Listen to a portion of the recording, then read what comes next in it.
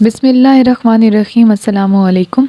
आज के लेक्चर में हम डिस्कस करेंगे कुछ important concepts from chapter number 11 और प्लस वो स्टूडेंट्स जो हमारे साथ तैयारी कर रहे हैं इस चैप्टर की उनके जो टारगेट्स हैं, उनका टारगेट नंबर 1 जो है वो बेस कर रहा है इस लेक्चर के ऊपर।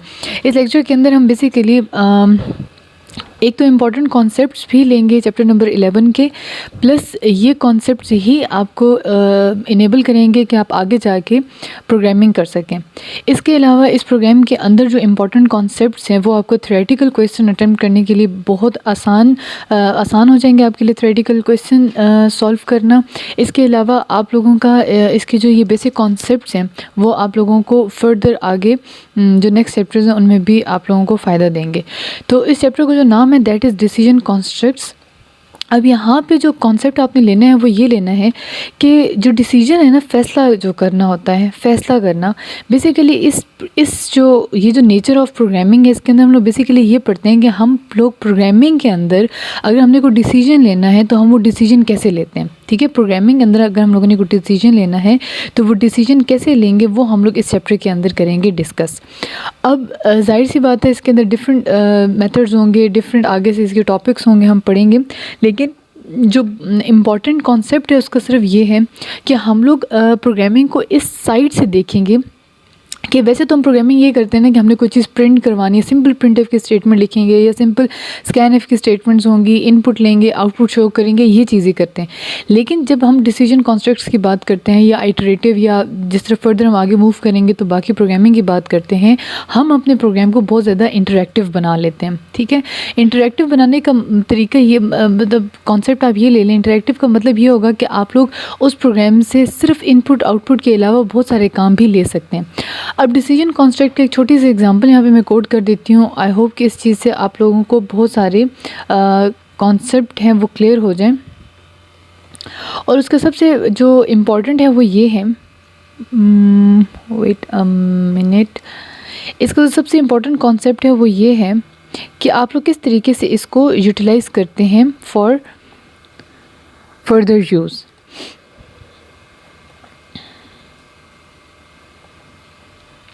ओके जी, तो जब हम बात करते हैं सीक्वेंस की, तो सीक्वेंस का मतलब ये होता है, आपने सिर्फ यहाँ पे एक जो बात समझनी है वो ये है कि जब प्रोग्राम जो भी प्रोग्राम लिखा हुआ है अगर वो सीक्वेंस में अपने चल रहा है ना, मतलब जिस तरीके से लिखा हुआ है first statement, second statement, third statement वैसे ही चल रहा है, तो इट मीन्स कि हम लोग उसको ये कहेंगे कि बेसिकली ये जो प्रोग्राम है this program is executing in a sequence.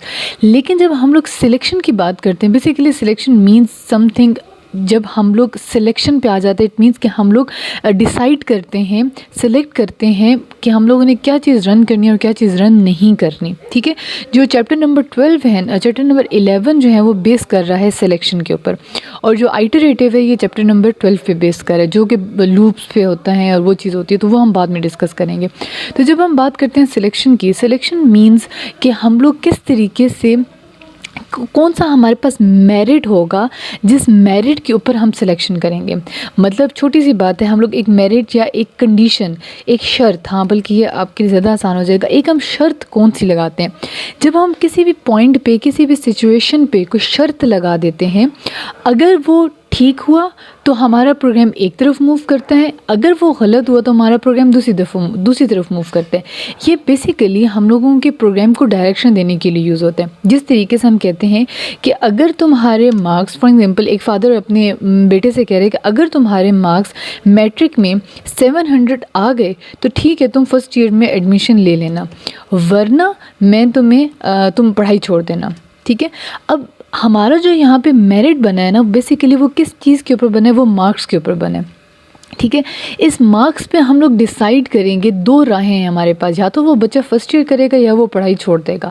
तो जब भी हम लोगों के पास एक मेरिट आ जाता है, एक शर्त आ जाती है, और शर्त के आगे फिर हमारे पास दो तरीके होते हैं, दो रास्ते होते हैं चलने के लिए, तो उस टाइम पे जो चीज़ यूज़ होती है that is called decision constructs या सिलेक्शन। और इसके आगे से जो अब हम लोगों ने पढ़नी है, स्टेटमेंट्स पढ़नी है, वो है if statement, if else statement, nested if else statement and switch statements. ठीक है जी, सबसे जो बेसिक है दैट इज़ इफ़ स्टेटमेंट्स। जिस तरीके से हम सिर्फ ये कह देते हैं कि अगर तुम्हारे मार्क्स 700 आए तो तुम फर्स्ट ईयर में एडमिशन लोगे, that is the most simple and the most basic statement कि अगर तुम्हारे मार्क्स इतने आए तो तुम फर्स्ट ईयर में एडमिशन ले लेना। अगर बात करते हैं हम लोग इफ़ एल्स की, ये नेस्टेड इफ़ एल्स की, ये थोड़े से आगे जाके हम लोग कहते हैं कि ये कॉम्प्लिकेटेड हो जाते हैं। और स्विच स्टेटमेंट जो होती है वो कॉम्प्लिकेटेड नहीं होती, सिंटेक्स ऑब्वियसली थोड़ा सा डिफरेंट हो जाता है, लेकिन वो कॉम्प्लिकेटेड बिल्कुल भी नहीं होता। वो थोड़ा सा इसका मॉडिफाइड फॉर्म होती एक ही चीज़ है लेकिन थोड़ी सी उसकी मॉडिफाइड फॉर्म होती है। तो ऑब्वियसली वो भी हम फर्दर डिस्कस करेंगे। लेकिन अभी इस चैप्टर के लिए या इस लेक्चर के लिए जो आप लोग टारगेट नंबर 1 जो है आप लोगों का, उसके अंदर जो चीज़ आप लोगों ने करनी है वो ये करनी है कि डिसीजन कॉन्स्ट्रक्ट्स चैप्टर का नाम है। बेसिकली 3 तरह की प्रोग्रामिंग हम लोग करते हैं। एक वो जो सीक्वेंस में चलती जा रही होती है, जो हम लोगों ने बिल्कुल, जो अगर किसी को याद हो तो हम लोगों ने लास्ट चैप्टर के अंदर एक प्रोग्रामिंग की थी, उसको हम लोग सीक्वेंस प्रोग्रामिंग कहते हैं। उस प्रोग्रामिंग के अंदर हम लोगों ने क्या किया था, हम लोगों ने लिया था इंटीजर ए बी, ठीक है जी।